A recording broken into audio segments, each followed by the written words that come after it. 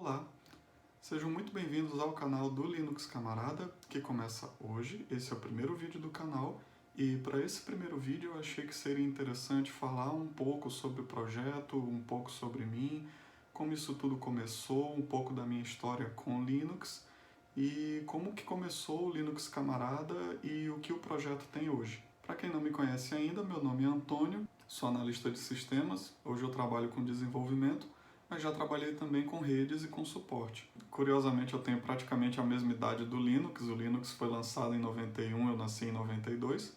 Portanto, hoje eu tenho 28 anos, dos quais 13 foram usando Linux. Então, quer dizer, dessa minha breve história até o momento, praticamente metade dela foi usando Linux.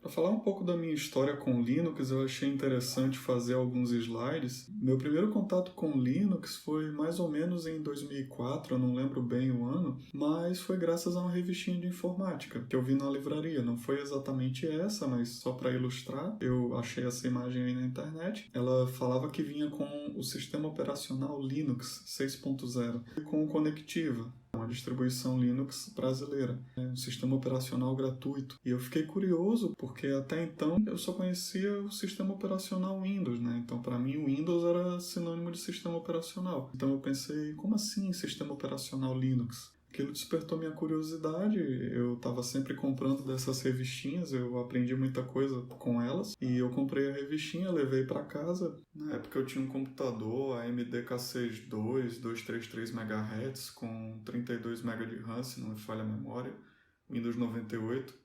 Acabou que eu consegui instalar o Linux, mas foi um desastre, né? Porque eu estava começando, não sabia muito bem ainda o que eu estava fazendo, acabou que eu perdi o acesso ao Windows, só consegui acessar o Linux, pelo menos ainda consegui acessar o Linux, né? E eu não era a única pessoa que usava o computador, meu irmão também usava, e eu tive que levar o computador para o técnico para ele devolver o Windows. Então esse meu primeiro contato com o Linux foi um tanto desastroso, mas eu tomei conhecimento dele e dali surgiu a curiosidade de saber mais. Passaram-se alguns anos e em 2007 eu estava fazendo o curso técnico de informática e aprendendo a dar manutenção em computadores, formatar computadores. Dessa vez eu tinha um pouco mais de conhecimento. Eu ouvi falar do Kurumin, que é outra distribuição Linux brasileira, e ele tinha um live CD, então eu podia baixar ele e usar direto do CD, eu não precisava instalar. Então dessa vez eu passei um tempo experimentando ele no CD, até que eu senti segurança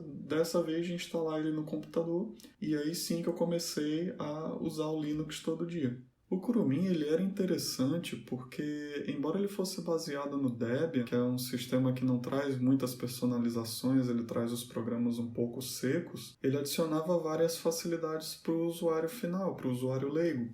Então ele tinha scripts para configurar tudo, ele tinha um painel de controle excelente para quem vinha do Windows, estava acostumado com isso. Infelizmente ele foi descontinuado, então eu virei um órfão do Kurumin. Mas ele era baseado no Debian 4, então eu atualizei para a versão seguinte, o Debian 5, fiquei usando o Debian um tempo, só que o que eu não gostava no Debian é que, embora ele fosse bastante estável, né, e não dava problema nunca, os programas que ele trazia eram antigos, então ele geralmente estava desatualizado. E eu via as notícias, via as novidades surgindo em outras distribuições e eu queria experimentar essas novidades. Então, depois de um tempo usando o Debian, eu acabei mudando para o Kubuntu, que é o Ubuntu com KDE, que ele trazia sempre versões mais novas dos programas, e usei o Kubuntu durante um tempo. Fiz um monte de personalizações na área de trabalho, de fato o KDE é uma área de trabalho bem elegante para se usar. Essas imagens do Kubuntu são imagens de um texto meu no Vivo Linux, só que o que me incomodava no Kubuntu era que eu não conseguia simplesmente atualizar de uma versão para outra. Então, a cada 6 meses, o Kubuntu lançava uma versão nova, eu tentava atualizar, dava errado, eu acabava tendo que formatar e instalar o Kubuntu de novo. Acabou que eu voltei para o Debian, usei o Debian mais um tempo, e o KDE 4 no Debian estava muito desatualizado, dava muito problema, acabou que eu preferi mudar para o Gnome, usei o Gnome 2 durante um tempo. E aí foi quando em 2012, agora eu estava fazendo a Universidade de Ciência da Computação, um amigo meu me falou muito bem do OpenSUSE e eu decidi testar ele, gostei. De propósito, eu não comecei pela versão mais recente na época, eu instalei no meu computador a versão anterior, a 11.4, deixei ele todo redondinho, instalei todos os programas, tudo que eu precisava e atualizei para a versão mais nova para ver se ele não sofria do mesmo problema do Kubuntu, né, que era eu não conseguia atualizar de uma versão para outra. E a atualização ocorreu sem problemas, então agora sim eu estava usando a versão mais recente até então do OpenSUSE, que era 12.1. E o que eu gostei do OpenSUSE foi que ele combina a estabilidade do Debian, né? Então as coisas simplesmente funcionam, dificilmente dá problema, e combina também a questão da atualização do Ubuntu, do Kubuntu. Então você consegue aí um meio termo, você tem programas atuais e que, no entanto, também são estáveis. Você consegue atualizar de uma versão para outra sem maiores problemas. E dado que eu vi o bom funcionamento do OpenSUSE, eu decidi dar mais uma chance para o KDE. Então eu voltei a usar o KDE na versão 4 ainda. Em 2015, o projeto OpenSUSE passou a oferecer duas distribuições, o OpenSUSE Leap e o OpenSUSE Tumbleweed, sendo que o OpenSUSE Leap era a continuação do formato anterior, com atualizações regulares a cada ano. Eles deram um salto na versão de 13.2 para 42.1, mas isso aí foi mais uma jogada de marketing. Depois eles voltaram à numeração mais próxima da anterior, e essa versão trazia o KDE 5. Foi quando eu lancei o site do Linux Camarada e comecei a escrever sobre o OpenSUSE. E eu escolhi esse nome, Camarada, porque eu queria mostrar como o Linux é amigável para o usuário final.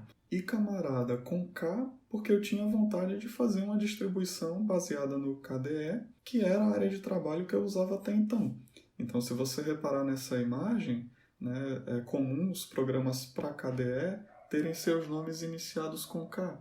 Então, Kget, K-Infocenter, Console com K, né? Até não sei se Kurumin com K também não teria a ver com isso.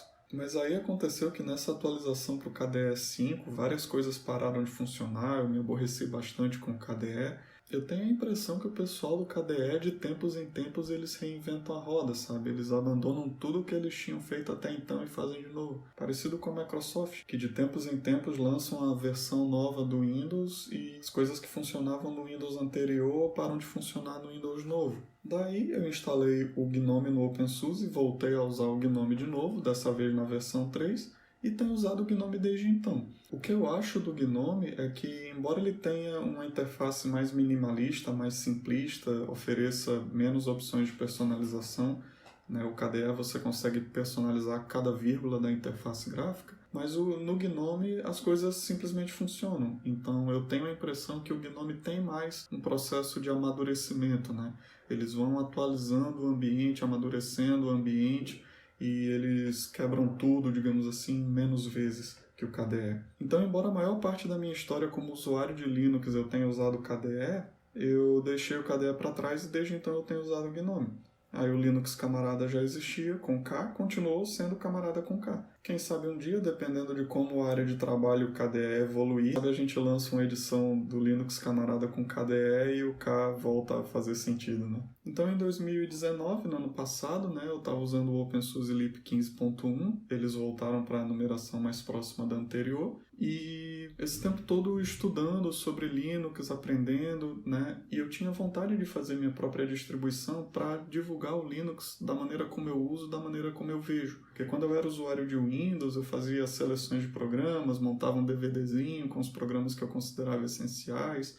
Quando eu formatava um computador, eu formatava com esses programas. Tinha amigos meus que pediam cópias desses DVDs de programas e eu tinha vontade de fazer algo parecido com o Linux, de modo que se eu fosse formatar o computador de alguém com o Linux, ele instalaria esse Linux. Então eu comecei a trabalhar na minha distribuição e em fevereiro desse ano de 2020 eu consegui lançá-la, o Linux Camarada 15.1, baseado no OpenSUSE Leap, que era a distribuição que eu usava, uso e indico. Então, por isso que a primeira versão tem o número 15.1, né? Pode parecer estranho a primeira versão ser a versão 15, mas é para indicar um alinhamento com a distribuição maior que é o OpenSUSE Leap.